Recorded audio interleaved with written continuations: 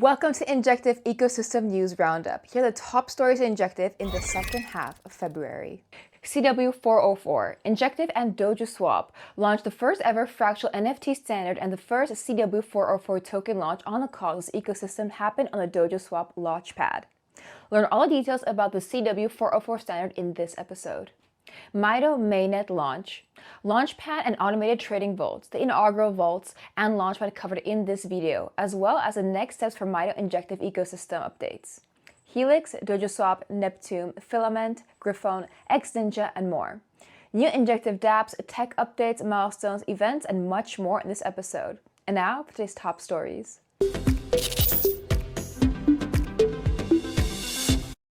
Injective announced the CW404 standard in collaboration with DojoSwap. The CW404 is bringing the first ever fractional NFT standard to the fastest L1. CW404 combines the properties of fungible and non-fungible tokens, thus creating the new concept of semi-fungible tokens, and this enables users to own fractions of an NFT. The CW404 standard is inspired by the ERC404 standard, but with improvements to allow the token standard to conform more similarly to the function signatures of the existing CW20 and the CW721 standards. Remember that CW20 is a specification for fungible tokens based on CosWasm, and CW721 a specification for non-fungible tokens based on CosWasm. The CW404 token identifies as both a CW20 as well as a CW721 token. Injective is the perfect L1 for CW404 for several reasons. Firstly, while on Ethereum, an ERC404 transaction costs around $60, in the case of CW404 transactions on Injective, the average cost is over 1,000 times lower at around $0.05.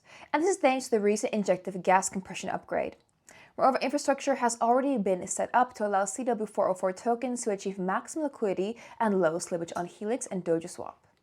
Several projects have already launched new products focused on the new CW404 standard, including Sushi Fighter NFT, DojoSwap, and Ninja Vault.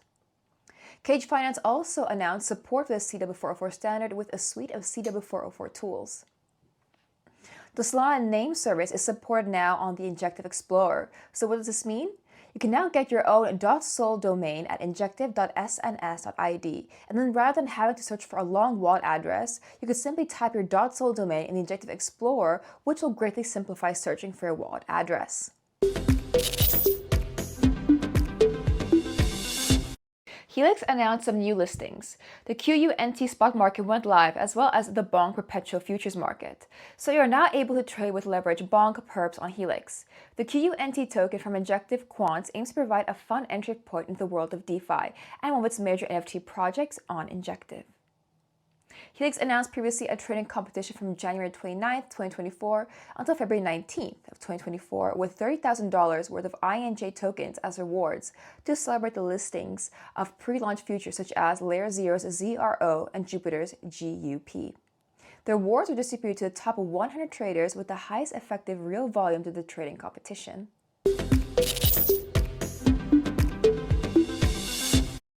The MITO mainnet went live. This is a major milestone achieved. There were 150,000 ninjas that joined and supported MITO during the early access launch phase. MITO is focused on the MITO Launchpad, which is a decentralized platform built to democratize initial token sales, and the MITO automated trading vaults for optimizing crypto returns using smart contract-powered trading vaults. From February 22nd, users can access early token sales happening within the Injective ecosystem via the MITO Launchpad. The inaugural project was Quants because it was selected by the Injective community through a voting to be the first offering on the MITO Launchpad. Quants QUNT was oversubscribed by 656%. Once the Launchpad was completed, users received 50% of the tokens, and the other 50% was deposited into the QUNT/INJ trading vault. In addition, users have the option to withdraw their tokens from the vault instantly or further stake their LP tokens for rewards. Moreover, on the 26th of February, 4 additional trading vaults launched on MITO: the Dojo/INJ, Tal/INJ, Ninja/INJ, and the INJ/USDT vault with exclusive access for Ninja Pass holders during the first hour. At launch, all the vaults implement a constant product market marker, or CPMM strategy. Additional trading vaults will be introduced in the coming weeks, and new strategies for the vaults will be introduced as well, such as ASMM vaults, managed vaults, and more. MITO is democratizing the access to DeFi services by providing to users the advanced financial resources that traditionally have only been available to sophisticated institutions and hedge funds. The Sushi Fire NFT collection created by the DojoSwap team was the first to use the CW404 standard, and it was the first ever CW404 token launch on the Cosmos ecosystem. The Launchpad for Sushi concluded with a 316% oversubscription and over $4.8 million committed, thus making it the second largest Launchpad so far after the Dojo Launchpad. When users hold a full Sushi token, then a Sushi Fighter NFT will be randomly generated and minted into the users' wallets. Sushi is the first fractional NFT on Injective, leveraging the CW404 standard, and thus liquidity pools with yield mining rewards are available, meaning that users can earn while holding Sushi. Furthermore, Sushi started trading on Talis and is now the most liquid and the NFT with the highest market cap on INJ. DojoSwap continues to achieve milestones with over $65 million in TVL, over 24,000 unique traders, over $250 million total volume traded, 6 airdrops, and 4 more upcoming, and more. Black Panther's Black token will also launch on DojoSwap's Launchpad. The Filament Shinobi testnet was announced and it will soon go live. The testnet will have several phases: Hookage for Filament's Discord community, Sensei for their advisors and early supporters, Junin for Filament's waitlist participants, Junin for Injective contributors and users such as stakers, developers, or ambassadors, and finally, the last phase 5 called Junin, which will be open to communities competing as trading guilds on Filament. Neptune announced a leaderboard which will represent the largest portion of the airdrop in the upcoming tokenomics. The leaderboard quantifies users' contributions to the goal of the Neptune protocol. Users can earn points by lending and or borrowing, and this will be measured per dollar value lent or borrowed per day. To encourage teamwork, there will be increased rewards for group milestones achieved. In addition, Tesla users will get a 1,500 point head start. Moreover, being an early supported using testnet or participating in Galaxy campaigns will also be rewarded. Gryphon reopened its INJ/NINJ vault for 36 hours given the high demand and mentioned that new features are upcoming, such as new UI, NUSD, and more. xNinja, a social-fi dApp on Injective, launched its mainnet.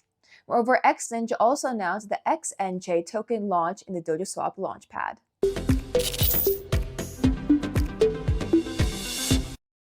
The official Injective handle on X has moved to @Injective, and the growth of Injective on X has been impressive with over 515,000 followers.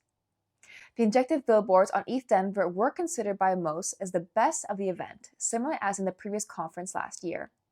Injective hosted 2 amazing side events at ETH Denver with the Builder Brunch and Happy Hour. Galaxy is now integrated with Injective with connection possible with MetaMask and Kelper. Galaxy is focused on incentivized learning similarly as Zeely. Ninjas, remember that for each new episode that we release, we also include new quizzes on the Cosmos ecosystem Zeely. If you study our videos and answer correctly all the quizzes, you'll be able to earn rewards.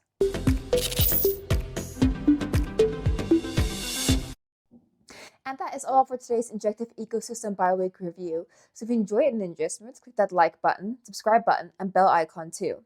If you'd like to support our Injective content, please consider staking some INJ with Cosmic Validator. Thank you so much for watching, and I'll see you ninjas very soon in the next episode.